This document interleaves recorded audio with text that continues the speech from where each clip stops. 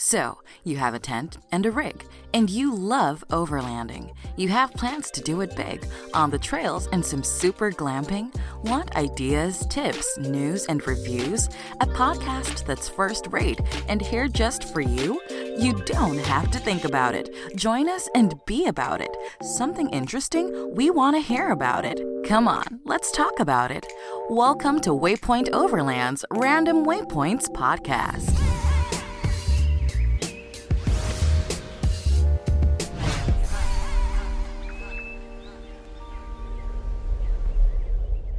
Sponsored by Midland. Communication for every adventure. The industry leader in radio communication technology and innovation for over 50 years. Sponsored by My Medic. Sponsored by Tembo Tusk. Sponsored by Trail Rated Coffee Company. Always remember, the opinion you follow should be your own. Just consider the things stated here to be a second opinion from a complete stranger online. Hi, my name is Phil from Waypoint Overland, and you're listening to Random Waypoints. All right, so here we go. Welcome to another episode of the Random Waypoints podcast. We'll be doing an episode every week, so like, share, and subscribe. Hit the notification bell to make sure you don't miss an episode. This week, we take a look at the people who team up to make the new Ford F-150 Lightning. And on Random Lists, I give my top 8 canyons to explore in the U.S. for overlanders. Also, on Waypoints, we discuss gear and materialism in the overland gear world. So stay tuned for the whole show. But first, let's take a look at the news. During this segment, we'll cover various topics with a connection to overlanding in some way. It could be land use news regarding the national parks or the Bureau of Land Management. We'll keep you up to date on any auto industry news when it pertains to relevant and potential overlanding vehicles. There will be camping and outdoor industry news, as well as photography and video, fishing, hiking, and on and on. Now, here's the news. Automotive writers Jill and Kristin will drive a 2022 Santa Cruz Limited in the 7th annual Rebelle Rally, an all-women off-road navigational challenge held in the deserts of California and Nevada. It will be their first attempt at the Rebelle Rally and Hyundai's first time supporting the event. Let's take a look. Hey, this is Jill Simonello with Pickup Truck Plus SUV Talk, and I am here with somebody very special who happens to be a great friend of mine, and we're gonna get to know each other a lot better sometime soon because we have a very special announcement to make, and that is the fact that we are going to compete in Rebelle Rally together. So this is Kristin Shaw, and she is a freelance writer. You can find her stuff everywhere, a general rock star, but she also is a staff writer for The Drive. And we are going to be spending, 10 days together? Yes, unshowered, 10 days. Unshowers, 10 day dude wipes. But in this truck right here.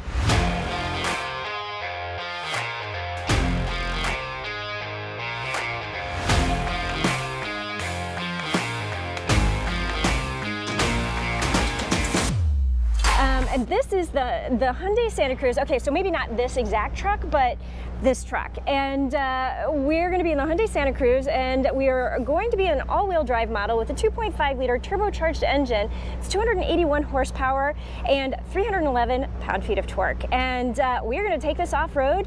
And I think you need to give a little bit more about what the Rebelle Rally is, because I've only read about it, but she has actually been covering it for the past couple of years. So, Rebelle Rally. It is really special. It's an all-female off-road competition.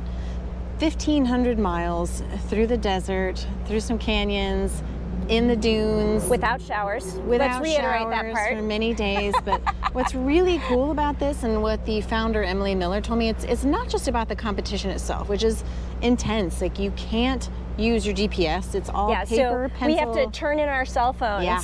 No electronics. It's all paper, latitude and longitude, figuring out where you are, picking up points as you go. So we're going to be really digging deep into the math and figuring out where we are and how to get to where we need to go next. And the founder told me it's not just about the competition itself, but like what women learn about themselves, how they learn their own strength, And we already talked about, how our personalities mesh. It's really important that you pick a partner who meshes well with you.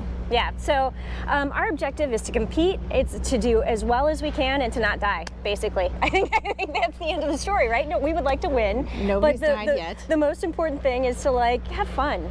And to enjoy each other's company and to do something that's really cool. And so this will be both of our first time competing, even though Kristin has covered it previously.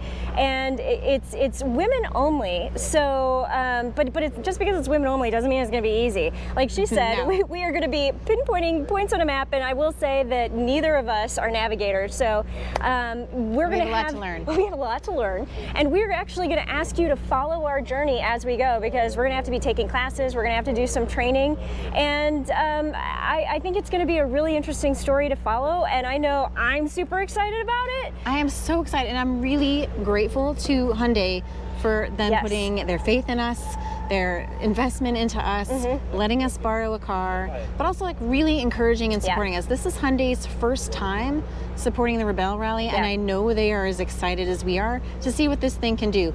I think it's got all the specs that we need to do really well in the X-Cross class, which is crossovers. Right. So with this one, we'll have all-wheel drive, but it'll be almost bone stock. They're probably going to put some kind of skid plate underneath. But other than that, it's got 8.6 inches of ground clearance, which is 2 inches more than what the Kia Sorento PHEV had, and they placed second and third last year. Yeah. Why not us? Why not us? All right, we are, We're gonna do this. So we are literally going to see you down the road in a desert. So stay tuned to watch our story. Advancing the company's commitment to vehicle electrification, Toyota will invest $383 million in 4 of its U.S. manufacturing plants that build the heart of new Toyota and Lexus vehicles. The new investment supports the production of 4-cylinder engines, including options for hybrid electrical vehicles at its Alabama, Kentucky, Missouri, and Tennessee plants. Toyota customers want vehicles that are fuel efficient and electrified, said Norm Buffuno, Senior Vice President, United Manufacturing and Engineering, Toyota. These investments allow us to meet customer needs and quickly respond to an evolving market. We're committed to investing in the U.S., and our teams are ready to take on this new challenge. Toyota Alabama will create a new 4-cylinder production line with the capacity to produce engines for both combustion and hybrid electric powertrains. Additionally, the facility will expand its footprint by 114,000 square feet, which marks the plant's 6th building expansion since 2003. Toyota Alabama has the capacity to build 900,000 engines annually and represents a near $1.5 billion investment. Toyota Kentucky is expanding flexibility of the 4-cylinder engine line announced last fall, which will better position the plant to meet customer demand. The plant's powertrain facility can produce up to 600,000 units annually. Toyota Kentucky is the company's largest plant globally, producing 7 Toyota and Lexus models, as well as 4-cylinder and 6-cylinder powertrains. Overall, the plant represents an $8.5 billion investment. Toyota Missouri's investment provides new equipment to build 4-cylinder engine heads on 3 production lines. The plant has the capacity to build more than 3 million cylinder heads annually and represents a $564 million investment. Toyota Tennessee will update equipment to build new 4-cylinder engine blocks. The plant has the capacity to produce more than 2 million engine blocks annually and represents a $425 million investment. Last year, Toyota announced new investments totaling $5.1 billion into its U.S. manufacturing operations to support electrification efforts, demonstrating its commitment to building where it sells and supporting local economies. Toyota U.S. plants produce half of the vehicles it sells in the U.S., and its North American assembly facilities produce more than 3/4, 76%, of the vehicles it sells in the U.S. In addition to the improvements to its manufacturing facilities, the company is investing in the workforce of the future. Toyota recently announced Driving Possibilities, a $110 million initiative to support pre-K to 12 education and beyond. The goal of the initiative is to improve communities and get young people excited and prepared for the job market. April 26th marked the launch of the all-new electric F-150 Lightning pickup, a milestone moment in America's shift to electric vehicles. You know, we focus so much on designs and specs sometimes that we overlook the most important thing, which is people. It takes a team of people to make the gear that we use in the vehicles that we drive. Let's take a look at the people who team up to make the new Ford F-150 Lightning electric truck. When I walk into the turnstiles every morning, I'm proud to be here. I'm proud to be a part of something innovative. We're like a family here. I love Rhonda. I love you too. I'm excited. I get up every day at 3:30, excited to come to work. I'm glad y'all chose to talk to us. Because you want to know what we do and how we do it. I always did like putting things together. I learned that it takes teamwork. People outside of Ford ask you where you work at Ford, and you tell them the Electric Vehicle Center building the Lightning, and they have, tons of questions. When you tell them you work in the factory, they think, oh, with a bunch of men, and you're thinking like, you haven't been in the factory lately. The people next to you, these operators, are experts. They make it look easy. It's not easy. A lot of times, production tends to get forgotten about, right? We were absolutely instrumental in what is actually needed for our operators, to a process standpoint, the ergonomic standpoint. I didn't even know what ergonomics was when I started. But now you see it, it's all through here. Everything over here is new to us. It's the wave of the future. I'm excited to be a part of it. I have 10 years here. Been here for about 10 years now. 20 years. 27 years. Coming up on 28. 29 years. Almost 32 years I retired. The opportunity arose to be a part of this Lightning project. So it was a rather short retirement, about 12 hours. Rhonda, she's like, look at her. She's always looking out for people. We all in this together. Everyone working together, they can accomplish anything. Quality goes up. Quality goes up, the morale. That's exactly it. Everything feels new. It feels different. It feels like we're moving into a whole new era and we're doing it together. I started in '94. Whole different culture. Completely different atmosphere, different environment, different structure. So we can make it what I consider one heck of a vehicle. In my 32 years at Ford, this is the most excitement around a vehicle I've seen. Everybody all in, willing to say we're willing to do something different, right? So I'm really proud of this team, how we work together, both hourly and salary. Everybody's been great, just understanding what we have to do and work together for that one goal. Research from Oregon State University has revealed that living close to nature reserves could have a positive effect on your health and your wallet too. Researchers found that people who live near national parks in the U.S., as well as nature reserves and wilderness areas, are more likely to take advantage of the natural resources available at these parks, like swimming and hiking. This may give their mental and physical health a boost. Not only that, the study also found that people who lived near protected areas that drew some level of tourism were likely to have more money than those living elsewhere. That doesn't mean that people living near national parks were rich or extremely wealthy, but that they had 17% higher levels of wealth than households located farther away. From entering the lottery to dates and times, here's everything you need to know for 2022's annual Synchronous Firefly viewing opportunity in Great Smoky Mountains National Park. Come late May to early June, the Smokies offer a spectacle near unmatched in nature. As summer rolls in, the naturally occurring phenomena of Photinus carolinus, a firefly species that flashes synchronously, begins in Great Smoky Mountains National Park. For 2022, the park has announced Friday, June 3rd through Friday, June 10th for this viewing opportunity. Popular demand led to the viewing becoming lottery-based in 2006. The public may apply for the limited viewing opportunity by entering a lottery for a vehicle passed through at recreation.gov. The lottery opened for vehicle pass applications on Friday, April 29th, and runs through Tuesday, May 3rd at 10 a.m. All applications, regardless of the time or date of entry, are considered equally in the pool of lottery applicants. A total of 800 vehicle passes, 100 passes per night, will be issued through the lottery process. Results of the lottery will be available by Friday, May 13th. According to the park, access to the Elkmont area will be limited during the 8 days of 2022's predicted peak activity. This helps to significantly reduce traffic congestion and provide a safe viewing experience for visitors. The lottery system also minimizes disturbances to these unique fireflies during the peak mating period. Via email, applicants will find out if they were either successful and were awarded parking passes or unsuccessful and not able to secure a parking pass. Be sure to check down in the description for details and enter for your chance to attend in 2022.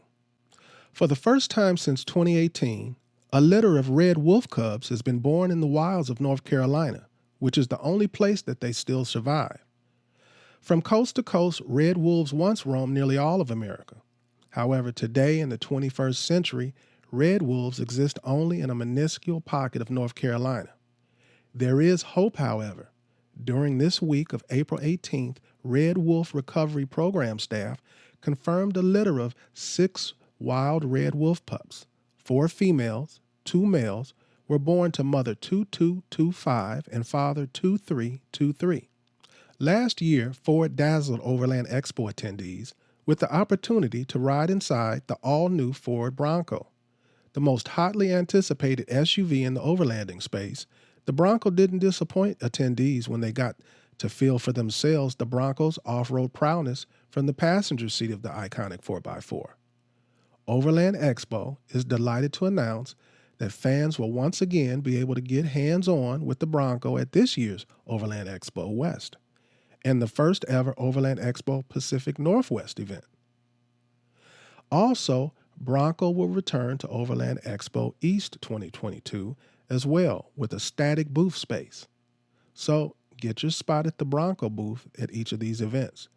There are no pre-reservations and space is limited, so be sure to get your spot early.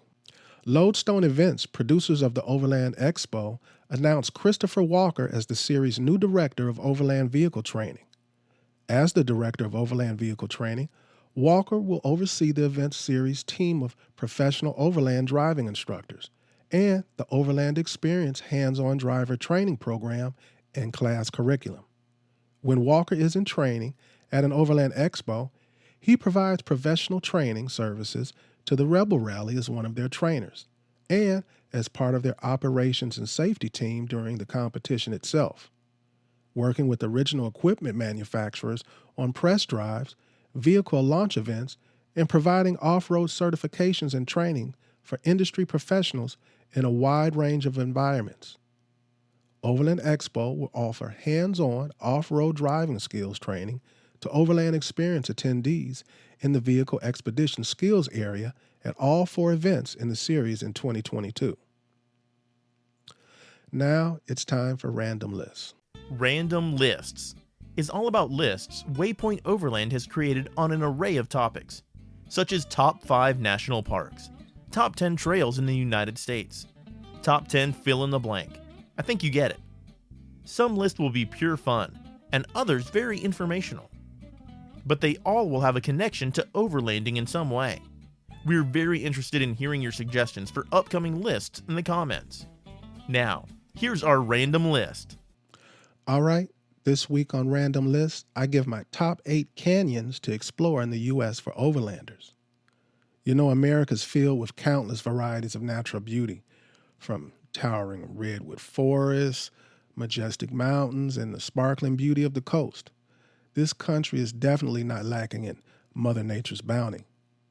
But some of our most impressive assets, however, are our dramatic canyons and gorges. So here's my list of top canyons to explore across the U.S. that will absolutely take your breath away. First, we start with the Grand Canyon in Arizona. Now, the Grand Canyon is by far the most globally recognized and beloved American canyons. It's a steep-sided, 277-mile-long canyon carved by the Colorado River. The Grand Canyon is by far the most visually staggering canyon on this list. Nearly 2 billion years of Earth's geological history have been exposed as layer after layer of rock have been eroded and carried away by the river, and estimates put the age of the canyon at least 5 million years. Native peoples have inhabited the canyon area for thousands of years, and the Pueblo people consider the area to be a holy pilgrimage site. Next, I have Antelope Canyon in Arizona. Antelope Canyon is a slot canyon in the American Southwest. It's divided into two main upper and lower photogenic sections. One is the crack, and the other one they call the corkscrew. This stunning rock formation was formed by erosion of Navajo sandstone due to flash flooding and erosion caused by airborne sand. The canyon is on Navajo tribe land and has only been accessible to the public since 1997. You must be part of a guided tour to see the breathtaking canyon. So do yourself a huge favor and make reservations. This spot is one of the most popular spots in the area. Next, I have Island in the Sky Mesa in Utah. If you're looking for something more like a Martian landscape than a scene from planet Earth, the Island of the Sky Mesa is riddled with elegantly curved canyons and a stunning array of rich red and orange tones. This area is part of the Canyonlands National Park and is definitely one of the jewels in the crown of the preserve. One of the best places to view this series of canyons is from the Green River Overlook. At number 4, I have Bryce Canyon, Utah. Now, this place is known for its crimson-colored hoodoos or spired-shaped rock formations.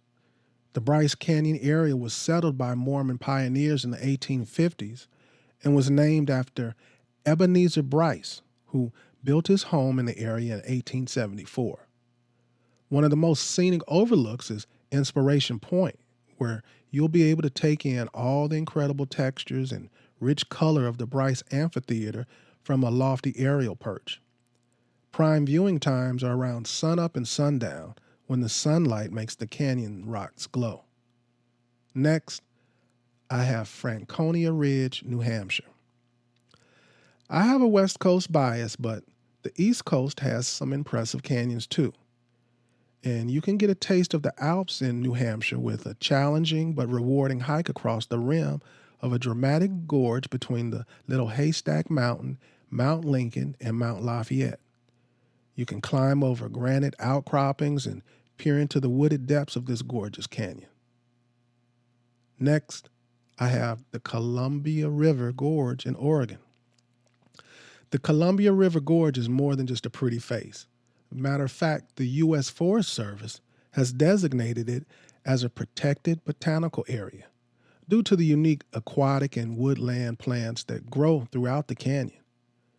The gorge reaches a depth of 4,000 feet and it stretches for over 80 miles, featuring a stunning array of waterfalls and lush, mossy areas.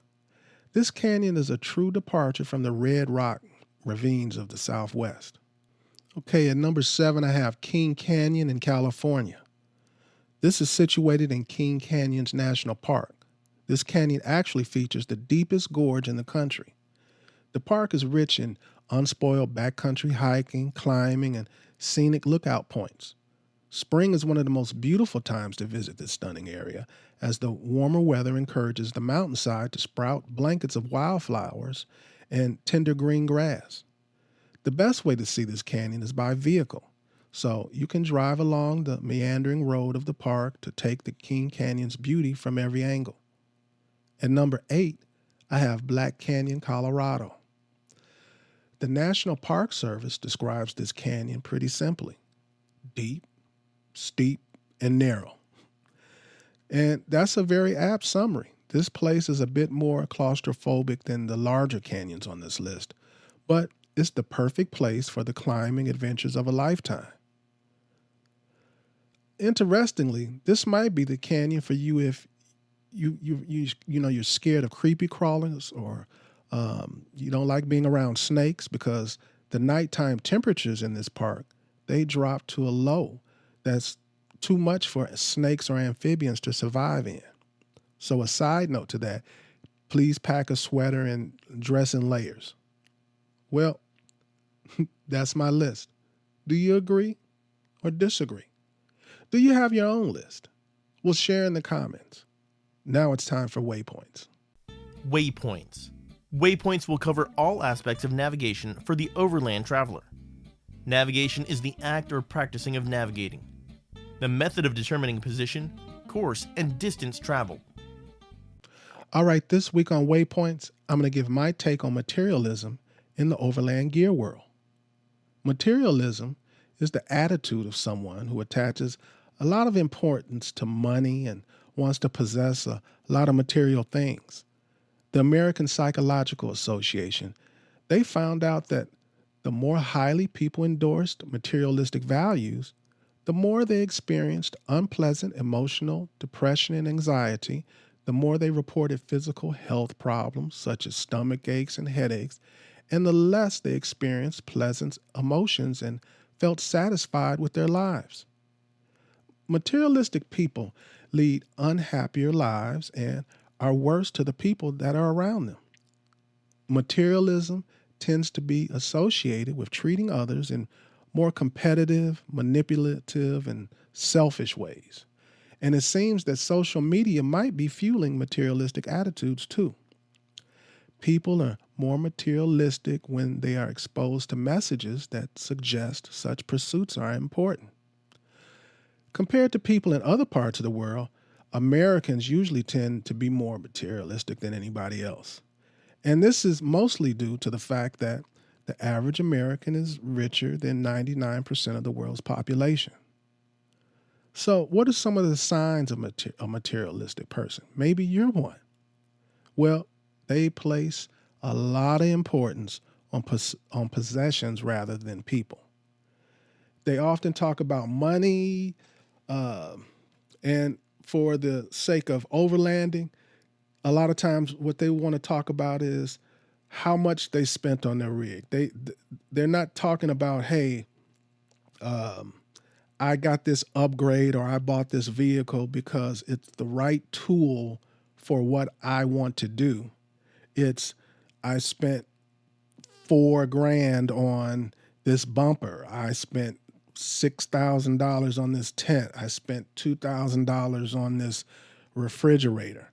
They make sure to tag their purchases with the price, as opposed to they're telling you about the upgrades or the gear because, hey, I bought this refrigerator and it's performing well and it's a good value.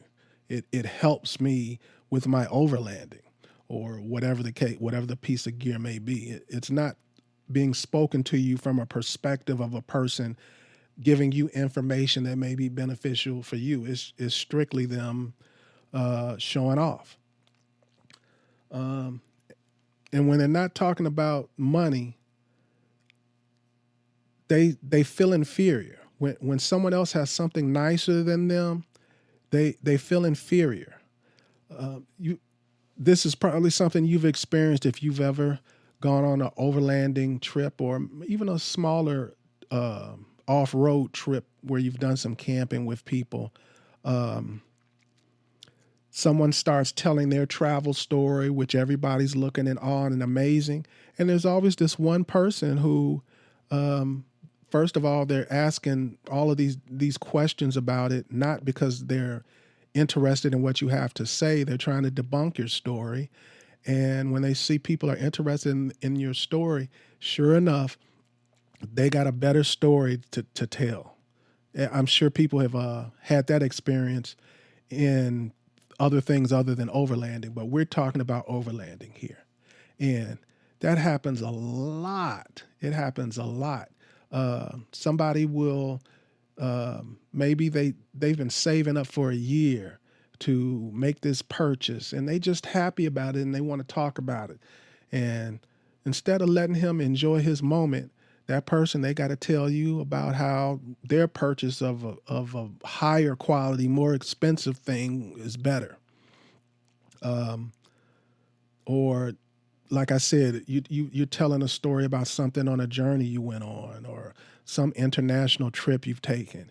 and they cut you off. They don't let you finish telling their story because they're so ready to tell their story and prove that they've done more, they've been further places. I've experienced that so many times, and I'm sure you have too. They care about the opinions of others more than their own, which is one of the reasons they do that. They don't have the self-esteem or the security with themselves to be happy with what they got. It has to be confirmed by your awe of whatever it is they're driving or wearing or whatever the case may be. And what you'll also find is they always want more material things. So you've probably seen it. There's guys who they change their rig like every 3 to 6 months. I literally know guys who change their rigs every 3 to 6 months. And I'm talking about people who are doing it out of their own pocket. So let's be clear on that. I know that there are guys who it's part of a business. They're interlacing that with their taxes, and there's a tax benefit to them and things like that. I'm talking about just Joe Blow trying to compete with those guys because he sees them on YouTube and he sees that they bought, several vehicles, and they want to keep up with this guy. Not because they don't have what they need right now to go on an overland journey, but they don't have the confidence, the security, the self-esteem to be happy with what they have. They got to have whatever's the latest thing that they saw somebody else do, who's doing it as a business. So I think that's crazy. And then there's the people that share their stuff on social media. So let me be clear what I mean by that. I don't mean a person on social media sharing their journey. But there are some people that 2 minutes into their video or looking on their Instagram, it's very clear. It's not about happiness. It's not about joy. It's not about the trip. It's not about the journey. It's look at my stuff. Look at my stuff. And they're also usually the same person that I just mentioned who, you're like, man, didn't you just buy a stove? And then they got a new stove, and then they got a new stove. They had a fireplace, but then they got to get the new fireplace because that's the one they see everybody using. It just blows me away how somebody will have a perfectly good piece of gear, but if everyone's using a new different brand, they have to have that new brand so that they can look color-coded, brand-coded with everybody else. I know somebody who had a perfectly good, I don't want to mention the brands, but they had a very, very good refrigerator, and they bought a brand new refrigerator a year later simply because everybody on YouTube is saying about they went out and bought this refrigerator and they're using it. It's crazy.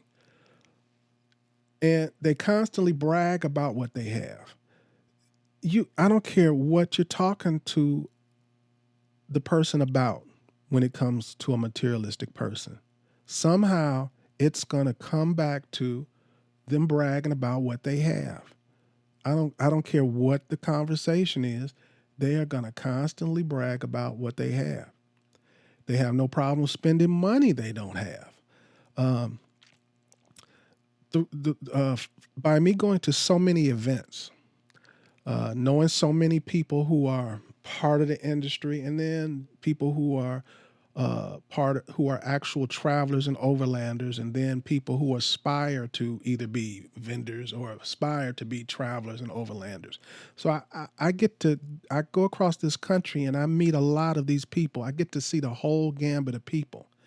And what I have noticed is there are a lot of people who you're like, wow, look at their rig and look at all the pretty things on it. And they're paying crazy amounts of money, more than you actually think they're paying, because they're getting this stuff installed and purchased off of credit cards. Their vehicle, a lot of time is on some outrageous rate because they're flipping their vehicles so often. They don't actually have the money in the bank for all of the things they're doing. They're using a lot of credit. So you see a lot of people that don't have a problem spending money that they don't have because they have the credit. And a lot of times the credit catches up to them.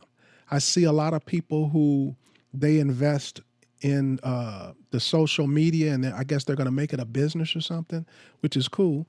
But they usually give themselves about a year. I see these people rotate in and out. They give themselves about a year. They spend all of this money buying all of this gear, and when it doesn't work out, then you're like, what happened to that person? I used to like their videos or whatever. Because it was more about materialism, and it was about people patting them on the back for what they're doing. And when they're not getting that, then it's over for them. I want to get into the reasons buying material things won't make you happy. This was one of the main goals of this conversation that I'm having with you today, is I wanted to give reasons buying material things won't make you happy. Because I often hear people they don't say material things make you happy, but they will specifically say a specific material thing makes them happy, like whether it be a vehicle or a car or a house or whatever. So they may not say those exact words, but I hear a lot of people give the sentiment basically of buying things can make you happy. Money can make you happy. And I'm going to give my reasons for buying material things won't make you happy. First of all, and we're talking about overlanding. I'm trying to keep it on overlanding. Material things, they all fade away. They all begin to fade. All possessions are temporary by nature. They look shiny in the store, but immediately as soon as the package is open, they begin to perish, spoil, or they fade or wear out or whatever. There's always something new right around the corner. There's always going to be a new model, a new style, a new improvement, a new feature. So you can never keep up. You just have to be happy with what you got. You can never keep up. My phone is a good example. There's planned obsolescence in technology and gear these days. They don't design things to last forever. They design things specifically with obsolescence in mind. And what I mean is, maybe it's an electronic, maybe it's a phone. Their plan is for you to buy a new phone in 3 to 5 years. So they aren't going to put every feature in it. Even if they have it already, they're going to hold on to some of them because they know that once you hear about one little new feature that's not on your phone, you're going to want that new phone, even if you don't even use or need the feature. It's crazy. And this isn't just phones. This is tents, rigs, kitchen gear, vehicles, technology, everything. Our world moves forward. It's constantly moving forward. Technology is constantly increasing. So if you're happy with your tent, why do you have to have the new tent? If you're happy with your fridge, why do you need the new fridge? There's always going to be one more button on a fridge. There's always going to be some new cloth or some new polymer or ballistic plastic or something being used on a new tent or whatever. There's going to be some new fuel source for some new stove or whatever. There's always, but if it functions to the capabilities that you needed already, what you own, why do you need that new feature? And if you're constantly finding yourself being on the other side of this story where you're always updating like this, then maybe you're a materialistic person. Another reason is each purchase adds extra worry to our lives. Every physical item that we bring into our lives represents one more thing that can be broken or scratched or stolen. That's just basic ABC 1, 2, 3 logic. If I have one car, I have a set of responsibilities for that car as far as keeping its maintenance up and doing things for the wear and tear of it. And if I have 2 cars, then that doubles. If I have 3 cars, that triples. And that goes for pretty much anything that you buy or purchase, whether it's clothes, whether it's a tent, whether it's tires, whether it's a fan belt, whether it's a vehicle. You are constantly maintaining and working on. So every time you buy new stuff, you're adding more worry and more work. Possessions require maintenance. The things we own require time. They require energy. They require focus. They need to be cleaned. They need to be organized. They need to be managed, maintained. If I had to say this, I think I said it already. And as a result, they often distract us from the things that truly do bring us lasting happiness.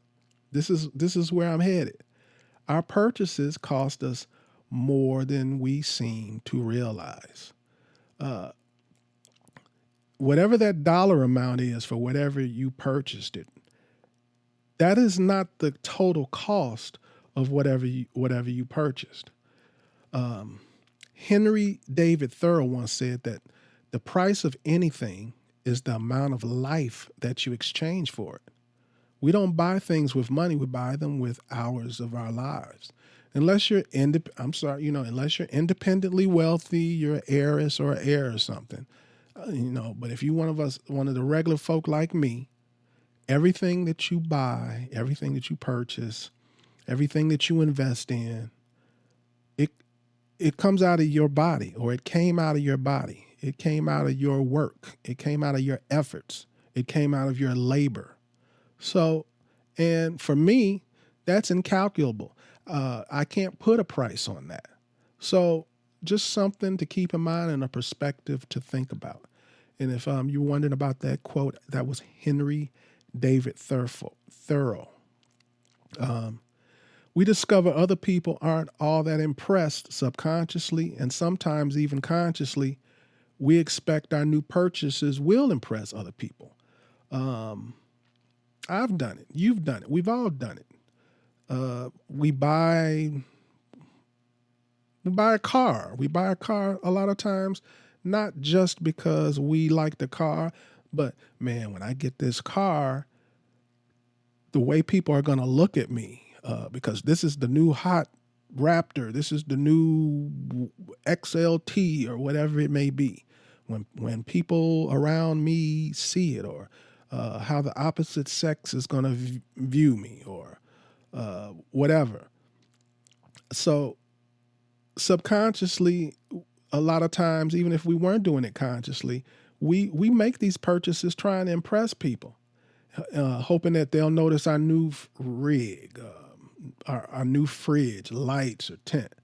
But the sad thing is, most of the time, they are less impressed than what we think. And instead, most of them, what I have found is they're too busy trying to impress you with their new purchase, because usually birds of a feather flock together. So, and I see that a lot, especially around the campfire and at these events that I go to. No, the person is barely listening to you. They're just waiting for a pause so that they can enter. And another reason why it's not a good idea to be materialistic, it's never ending, because someone else always has more. Someone else always has more. Someone else always has more. The search for happiness and possessions is always going to leave you short, because it's based on faulty reasoning that buckles under its own weight. Someone else is always going to have more. It's a self-defeating prophecy. That's what it is. If happiness is found in buying material things and more stuff, those with more will always be happier. The game can never, ever be won. Shopping does not quench our desire for contentment, satisfaction, anything. Contentment is never going to be found in the purchase of more stuff. You know, our overflowing garage full of gear and closet full of clothes, whatever it may be, should stand as proof of that statement. No matter how much we get, it's never enough. Now, I've tried very hard to keep mentioning overlanding and giving examples of overlanding type things, but you're probably wondering, what does materialism have to do with overlanding? How are you drawing this connection? What is overlanding supposed to be, basically? Through your travels, enjoy the journey. Don't just go from point A to point B. Pretty much overlanding is enjoying everything in between that point A and point B. The whole journey is supposed to be enjoyed, right? So if you're constantly buying things and it's because you're materialistic, and research has shown that all the negative reasons that a person would be doing it are materialistic, you're going against the grain of an overlander. Experiences are what make us happy, not possessions. Ultimately, you may get a little adrenal boost from purchasing something that you really wanted. You may have a moment of satisfaction and gloat, but in the end, experiences are going to make you far more happier than possessions. That is, if you put forth the effort to have those experiences. And all the research points to the fact that there are far more effective ways to find happiness, like enjoying life-changing experiences, for example. When people have had turnarounds in their life, a lot of times when you read autobiographies where people have had major turnarounds in their life, maybe from good to bad, rich to poor, or whatever, they usually always mention that the turning point was some life-changing experience, whether it was meeting someone, whether it was receiving a letter or something. It's never someone gave them the money finally to get a business started or bought them a car or whatever. It's usually a more personal experience, and those are the things we remember. We even remember bad life-changing experiences just as much as good. So I think that's where you find your happiness. But far too often we trade the pursuit of lasting fulfillment for temporary happiness.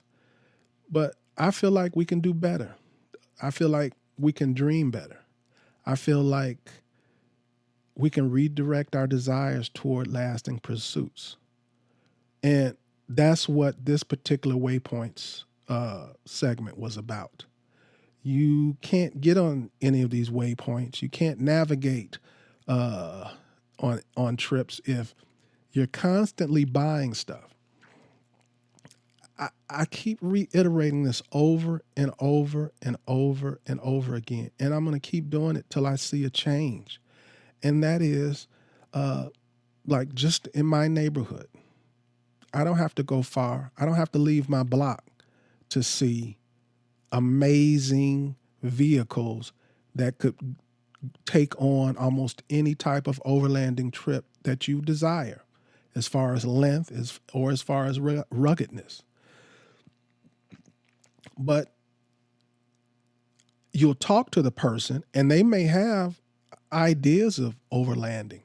They talk about it, but they're not doing it. And a lot of times the main reason they say they're not doing it is because I got to get this awning. I got to get this fridge. I got to get this lift, or whatever the case may be. It's always one more thing that they're going to upgrade their vehicle to, and then they can start working on putting together a journey, a first bucket list trip or whatever. And a lot of times the things that they mention to me is the one more thing that they need to get. I'm like, wow, that's enough money to knock off one or something, depending upon what it is, 2 or 3 bucket list things. But they're putting them off to have this very exact, picture perfect vehicle. And it's usually wrapped up in materialism, where you're never going to be satisfied. You're going to always see something else. You're going to always have some kind of remorse, because as soon as you buy something, the newest, next, coolest thing is going to come out. So one, you're wasting away the money that you could be using to go on journeys.